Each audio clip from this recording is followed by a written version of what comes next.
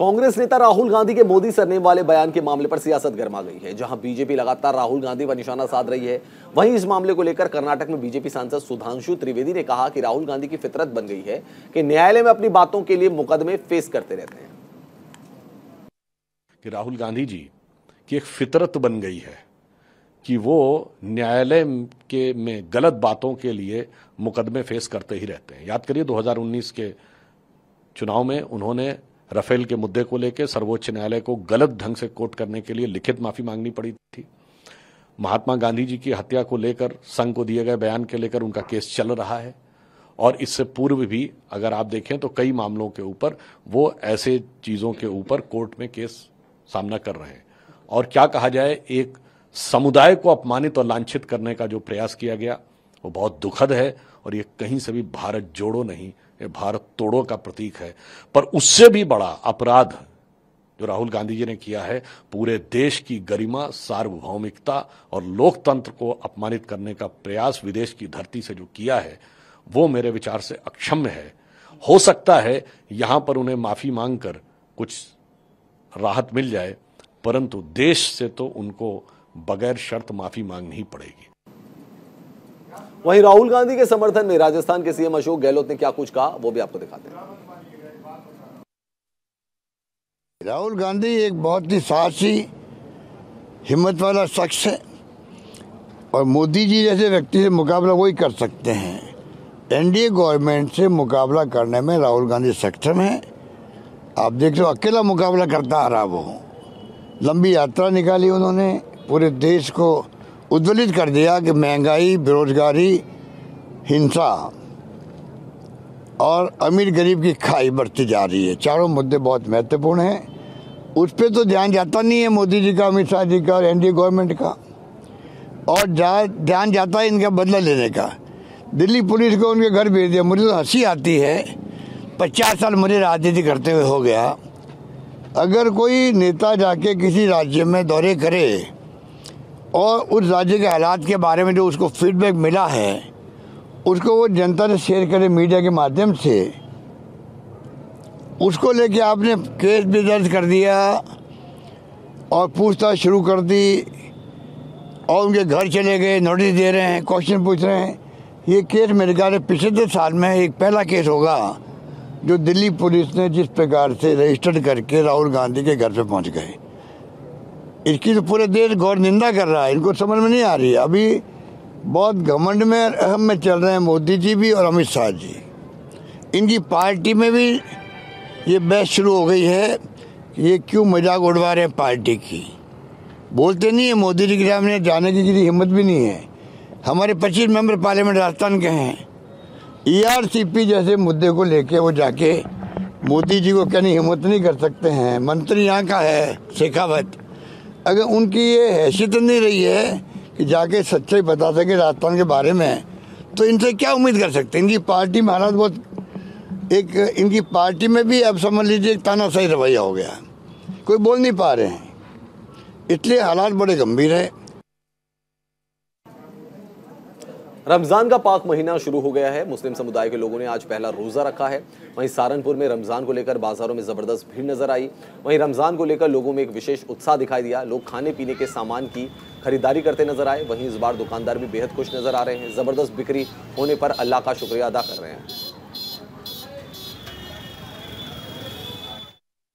जी, फेनी है, शीरमाल, सवैये, खजला, सभी ऐड में बिक रहे हैं माशाल्लाह। खरीदारी अच्छी चल रही है बाजार में। कैसा लग रहा है रौनक? जी, रौनक देखिए माशाल्लाह, रमजानी रौनक ही अलग होते हैं और भीड़ बाजार में बहुत है।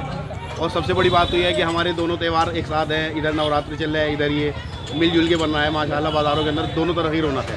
अच्छा रमजान गुजरा बढ़िया, पैसों से सही जहाँ खैरियत से, बस ये और क्या।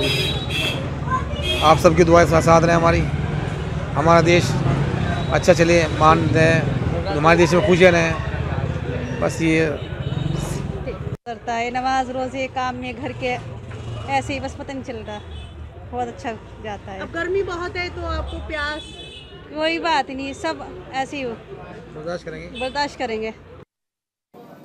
कर्नाटक में इस साल होने वाले विधानसभा चुनाव को लेकर सभी पार्टियों ने कमर कस ली है। उम्मीद जताई जा रही है कि कांग्रेस चुनाव को लेकर 1-2 दिन में उम्मीदवारों की लिस्ट जारी कर सकती है।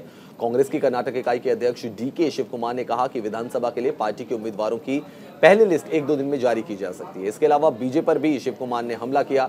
उन्होंने कहा कि मुझे लगता है कि जेपी नड्डा को राहुल गांधी से डर लगता है। राहुल गांधी की सादगी ने बीजेपी में डर पैदा कर दिया है, इसलिए वो हर दिन राहुल गांधी का नाम ले रहे हैं।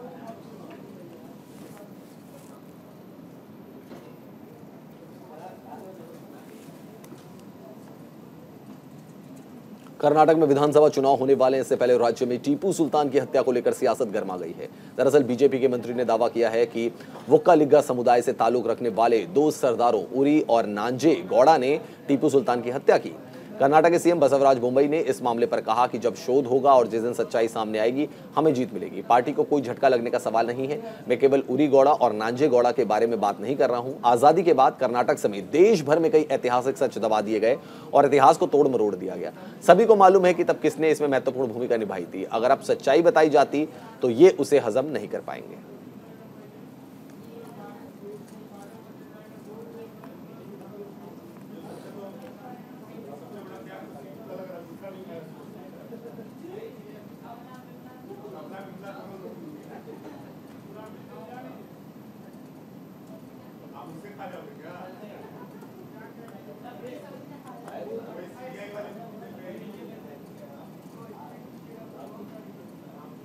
बात यूपी की करते हैं। उत्तर प्रदेश अब उत्तम प्रदेश बन चुका है। यहां की फिजा बदल गई है। ऐसा कुछ पिछले 6 सालों में हुआ है, ये कहा है राज्य के मुख्यमंत्री योगी आदित्यनाथ ने। और क्या कुछ कहा है सीएम योगी ने, आइए आपको सुनवाते हैं।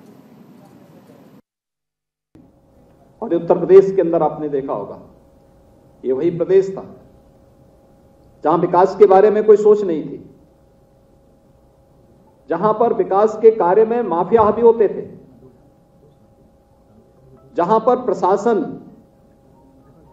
के ट्रांसफर पोस्टिंग इस प्रकार से होती थी जैसे कोई ताश के पत्ते फेंट रहे हो। अभी वह व्यक्ति अपनी नियुक्ति स्थल पर गया ही नहीं, तब तक दूसरा पत्र भी पहुंच जाता था फिर वापस आने के लिए। और किस प्रकार से बेईमानी और भ्रष्टाचार का दिमाग पूरी व्यवस्था पे लग चुका था। लोग ये मान चुके थे कि उत्तर प्रदेश सुधरेगा नहीं, लेकिन पिछले 6 वर्ष के अंदर उत्तर प्रदेश ने साबित किया है कि अब उत्तर प्रदेश असीम संभावनाओं वाला प्रदेश है और अपनी असीम संभावनाओं को उत्तर प्रदेश देश और दुनिया के सामने रखेगा। और आज उसके परिणाम भी आप सबके सामने हैं, पूरे प्रदेश और देश के सामने हैं। सुरक्षा का एक बेहतरीन वातावरण, जिस राज्य में हर दूसरे तीसरे दिन दंगे होते थे, पिछले 6 वर्ष के अंदर कोई दंगा नहीं हुआ। जिस प्रदेश में बाहर जाने में बेटियां डरती थी, आज सुरक्षा का एक बेहतरीन वातावरण है। उत्तर प्रदेश की कानून व्यवस्था को एक नजीर के रूप में देखा जा रहा है।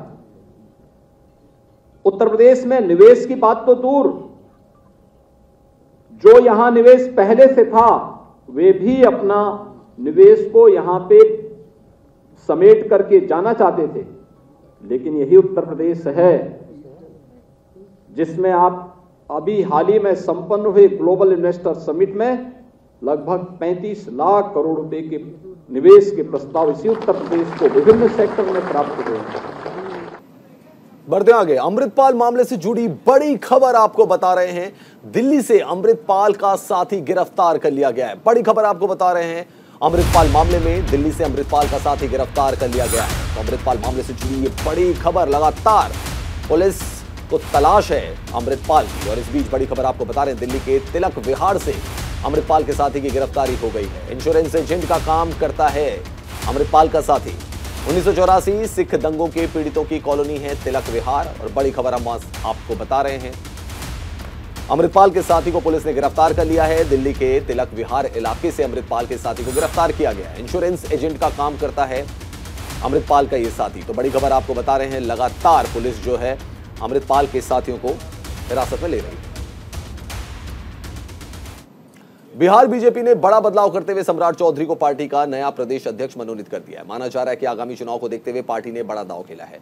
बिहार बीजेपी के नए प्रदेश अध्यक्ष सम्राट चौधरी ने न्यूज इंडिया से एक्सक्लूसिव बातचीत में कहा कि आने वाले समय में बिहार में अपने दम पर भाजपा की सरकार बनेगी और भाजपा का ही मुख्यमंत्री होगा।